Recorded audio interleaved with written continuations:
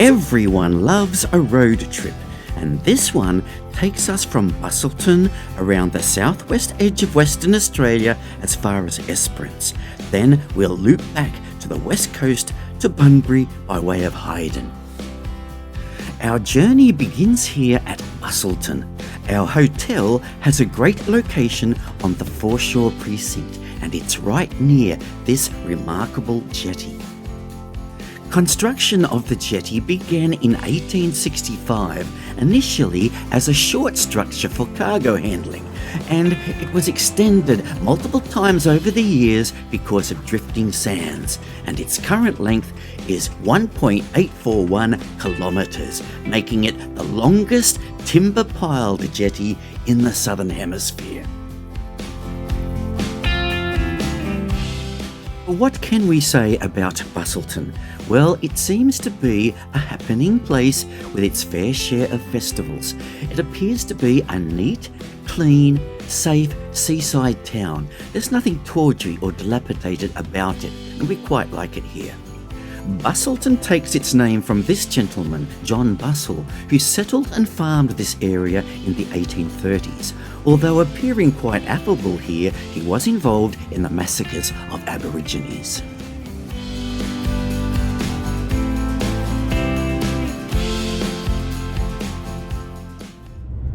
The next day, we drive to the lighthouse at Cape Naturaliste. If that sounds French, it's because the French were responsible for exploring and mapping this area.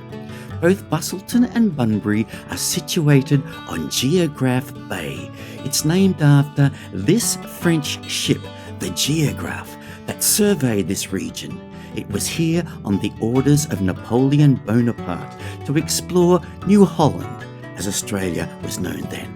Who knows, if things had gone a little differently history-wise, we could have ended up speaking French.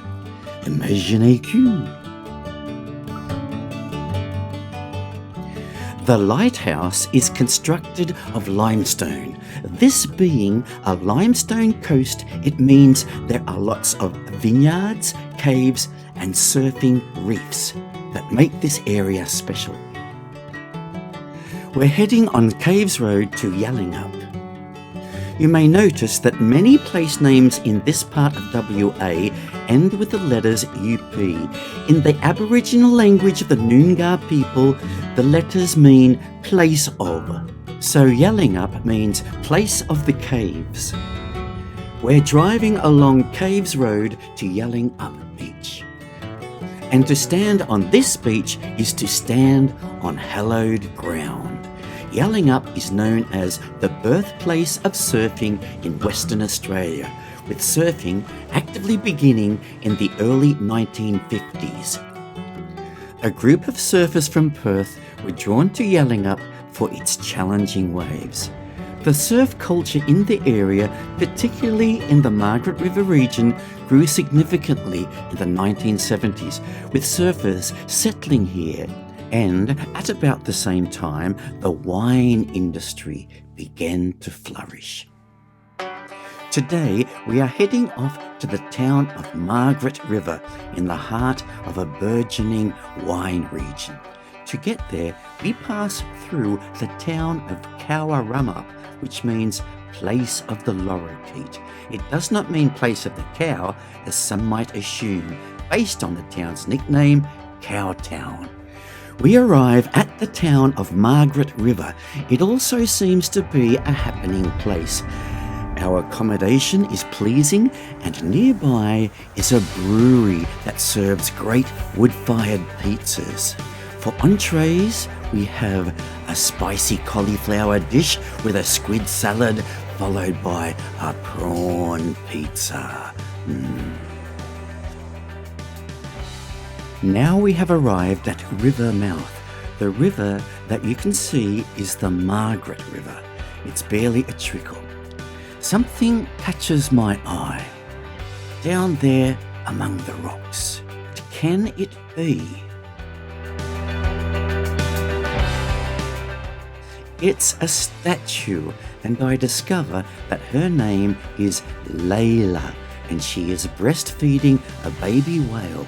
She is the protector of sea creatures.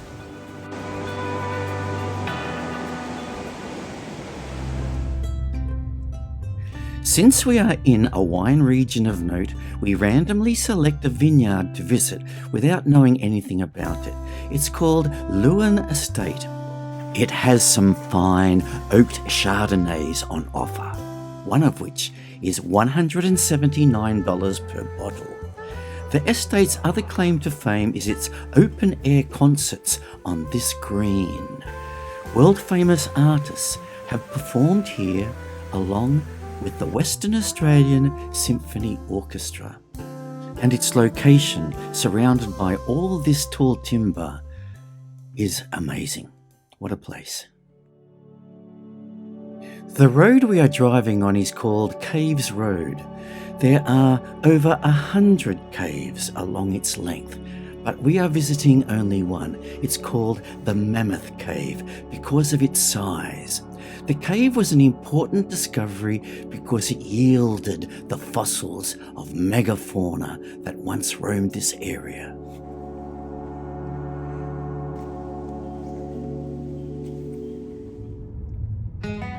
Further southwards down the coast, we look for Red Gate Beach. It has a wild surf today and the wind is howling. Somewhere beneath these waves lies the wreck of the Georgette. In 1876, the steamship Georgette floundered on this beach. The Georgette was also involved in the affair of the Catalpa.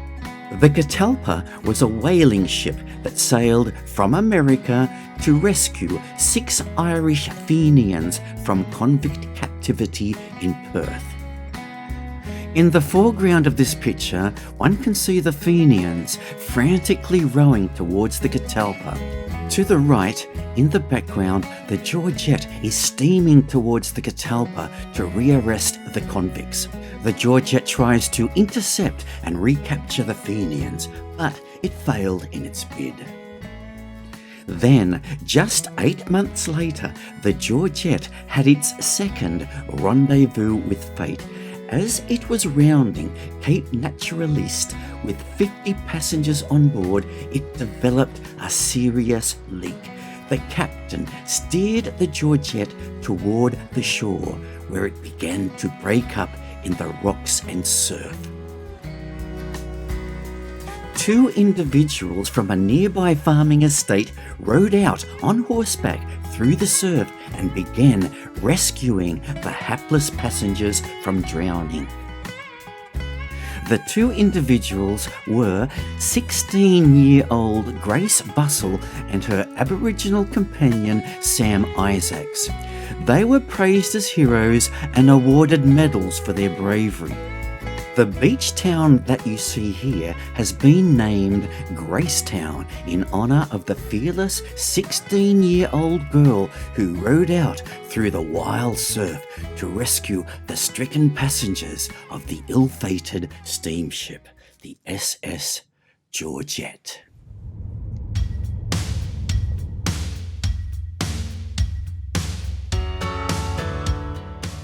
This is Hamlin Beach. When weather conditions are fine, it's a beautiful place to behold, but not today. The surf is battering the beach.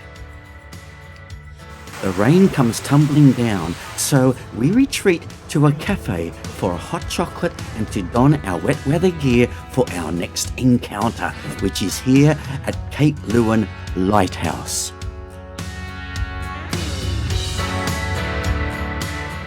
This lighthouse is called the Light Between the Oceans because on one side of it lies the Southern Ocean and on the other side the Indian Ocean.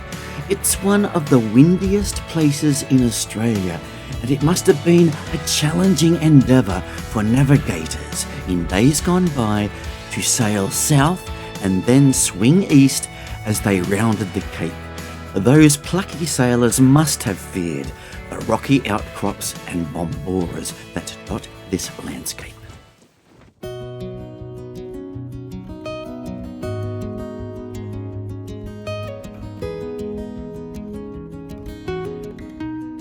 The trees seem to be getting taller and more majestic as we make our way towards Pemberton, population 617. This town is nestled amongst the area's famed Karri forests. In its heyday, this was a logging and sawmilling town. To our dismay, we discover that gale-force winds have caused a power outage across the region, and we prepare to spend the night in total darkness.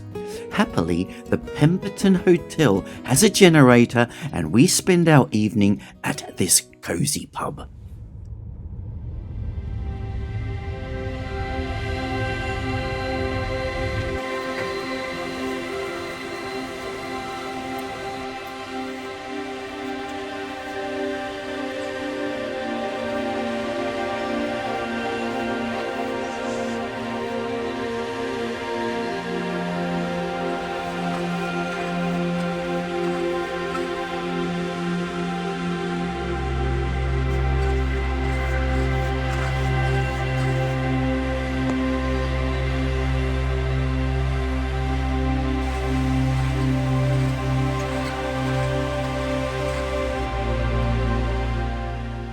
We are walking amongst the amazing tingle trees, relics dating back to the time of Gondwanaland. These giants are endemic to this region and can grow as high as 75 metres. A hailstorm arrives.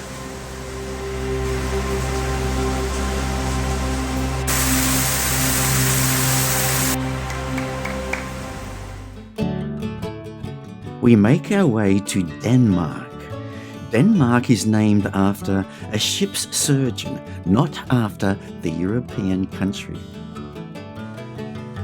Our accommodation is nestled amongst the cowries.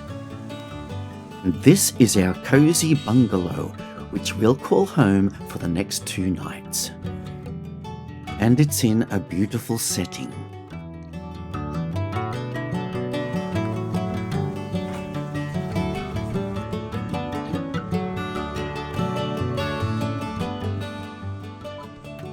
Denmark is a where the forest meets the sea kind of place. It has a population of 2,558 people, one of whom is renowned basketball player Luke Longley, who owns the Denmark Hotel. We know that Denmark is surrounded by spectacular coastal scenery that includes Greens Pool,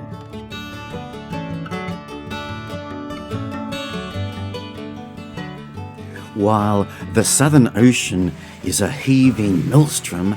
Greens Pool lies quite protected.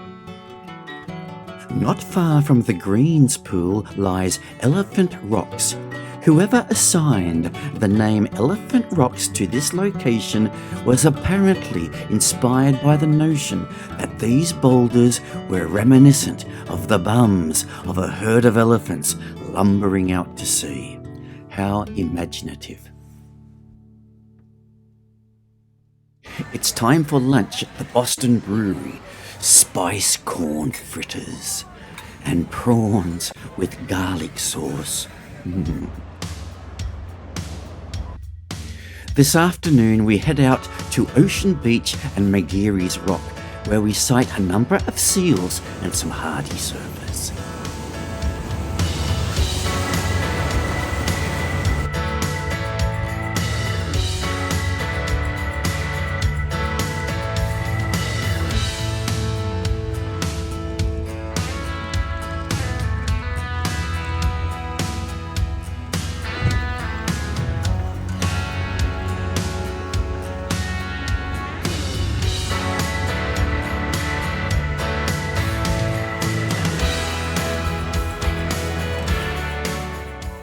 We have spent 2 nights in Denmark and rate it highly as a must-see destination.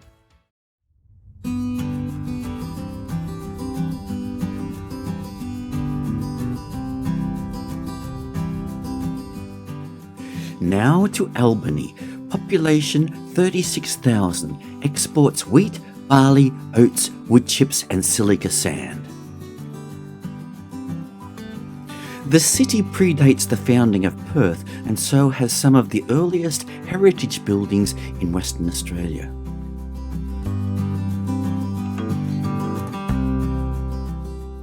It was from here that in 1914 our Anzacs were mustered and shipped to Egypt and thence to Gallipoli. We are staying at the beachside suburb of Middleton. Albany has an amazing situation, surrounded by domed, rocky outcrops and magnificent waterways including Frenchman's Bay, King George Sound and Oyster Bay.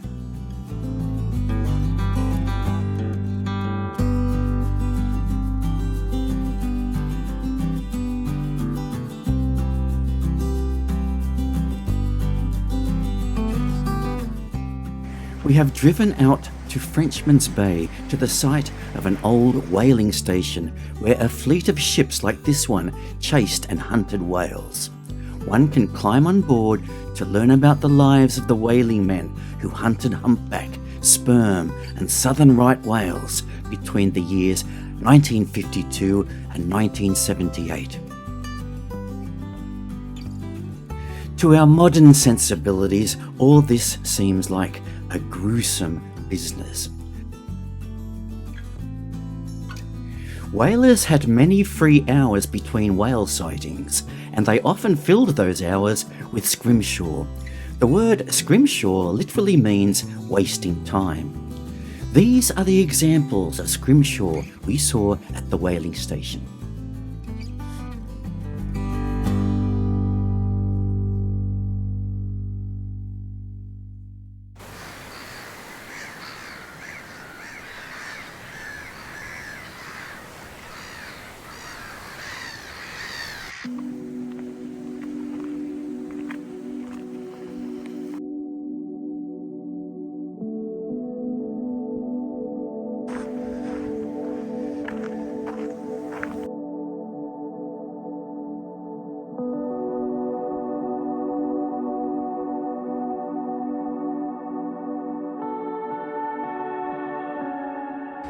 Just near the whaling station lies Misery Beach.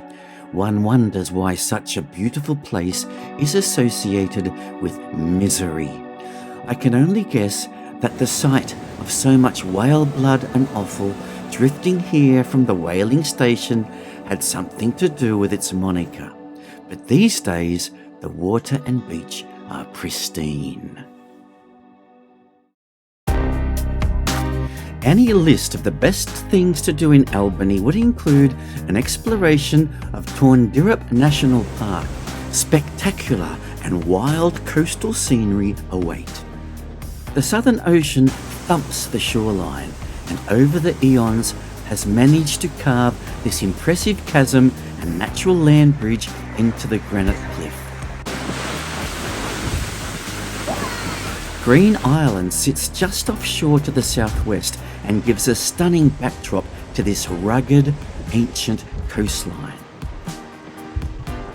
The full and furious power of nature is on display here.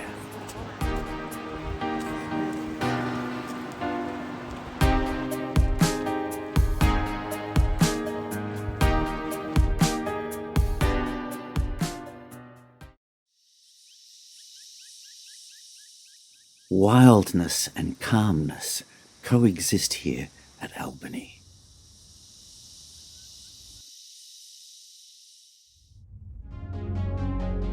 The next leg of our journey takes us to Bremer Bay, population 211, located in what is called the Great Southern region of Western Australia. It's remote, but it's worth a visit because of the amazing beaches. Bremer Bay has this sweeping beach much loved by four-wheel drive enthusiasts. In fact, many of the beaches here are only accessible by four-wheel drive. We've still been able to visit quite a number of beaches on sealed roads. It's been difficult to drone here because the winds are gusting up to 50 kilometres an hour, so we go looking for those beaches protected from the wind. We find opportunities to drone at Blossoms Beach, Native Dog Beach and Short Beach.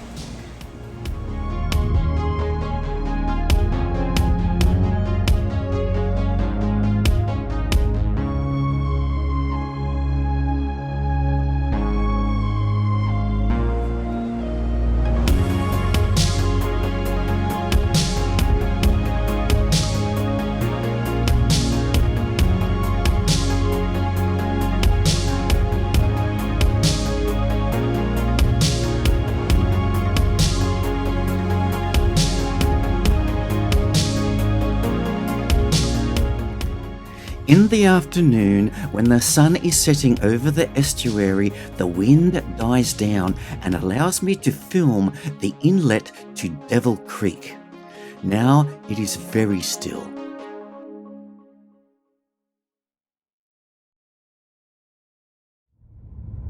Today we drive to Hopeton, population 783. We pass very little traffic on our way. The weather, of course, is changeable, and no 2 days running have been the same weather-wise.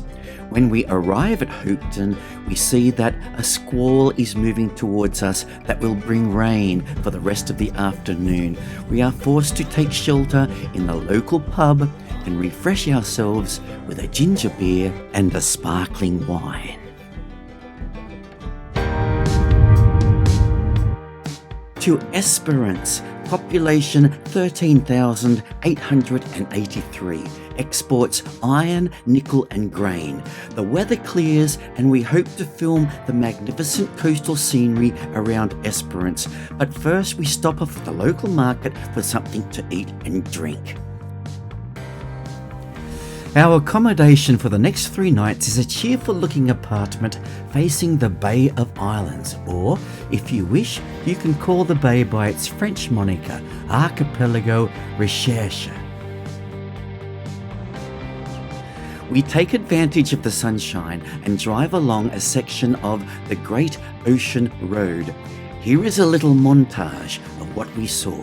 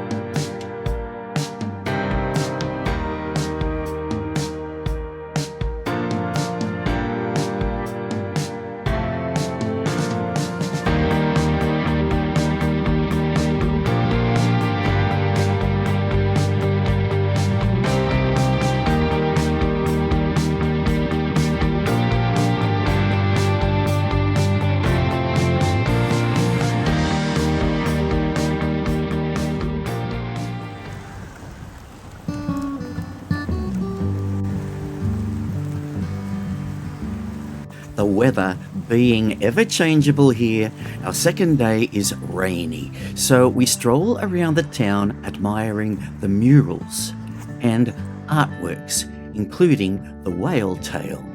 The foreshore walk is a great public facility.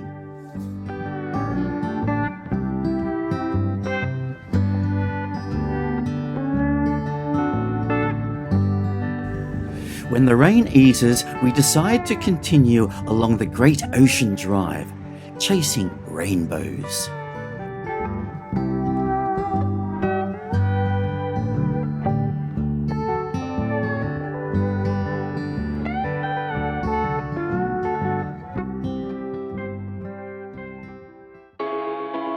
The next day is a pearl, and we have a full day planned.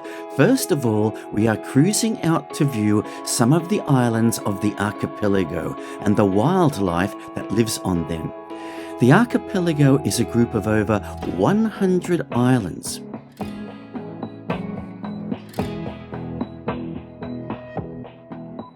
In 1792, 2 French ships sailed into this bay. One was the Recherche and the other was the Esperance. They were commanded by Rear Admiral d'Entrecasteaux, who was leading an expedition to search for fellow French explorer La Perouse. Matthew Flinders also surveyed these islands in 1802 as a part of his voyage in the Investigator.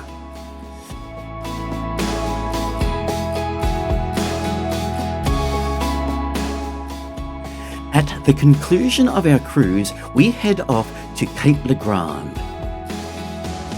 We pass something unexpected and quite extraordinary along the way, a Stonehenge replica. As we get closer, we sight in the distance Frenchman's Peak. Frenchman's Peak, a distinctive mountain resembling the Phrygian Liberty hat worn by the French revolutionaries. Now, ladies and gentlemen, boys and girls, be prepared to behold three of the most beautiful, pristine beaches on our planet. They are Hellfire Bay, Thistle Cove, and Lucky Bay. Have you ever wondered which Australian beaches have the whitest sand? Wonder no more. These three beaches have been declared by the good people at Australian Geographic to have the whitest sand in Australia, and therefore they display the richest turquoise and emerald colours.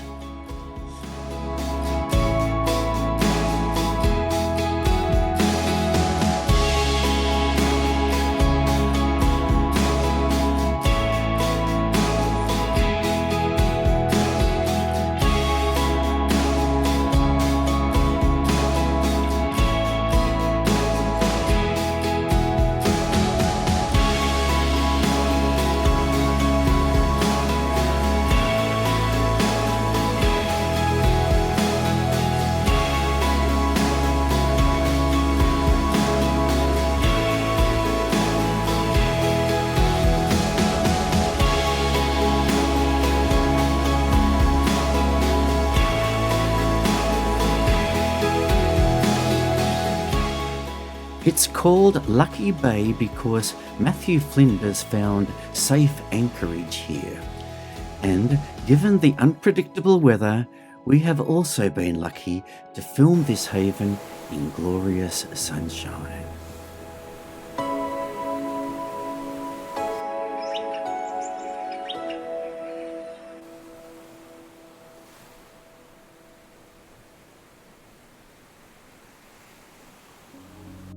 We've come to the end of our journey along the southwest edge. It's time to return to our starting point. We travel by way of the little town of Hayden with a population of 383 residents. Why have we come to such an isolated place? Well, be prepared for a treat. Any calendar showing the natural wonders of Australia will inevitably include a photo of Wave Rock. So here it is.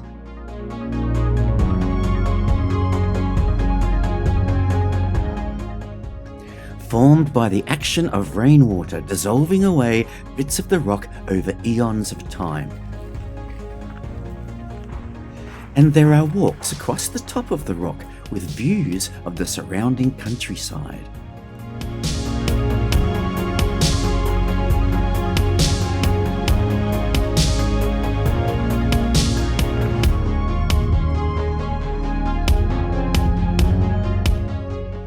We spend the night in Hayden, and at sunset admire these Hayden blue gums. There's something appealing about their silhouettes against the evening sky. The next day finds us making an epic journey towards Bunbury. We drive through the lush and green Ferguson Valley before sighting Geograph Bay. In total, we have travelled over 3,000 kilometres. We come to this beach to watch the sun go down over the Indian Ocean. Well, it's been an epic road trip, and we have enjoyed every moment.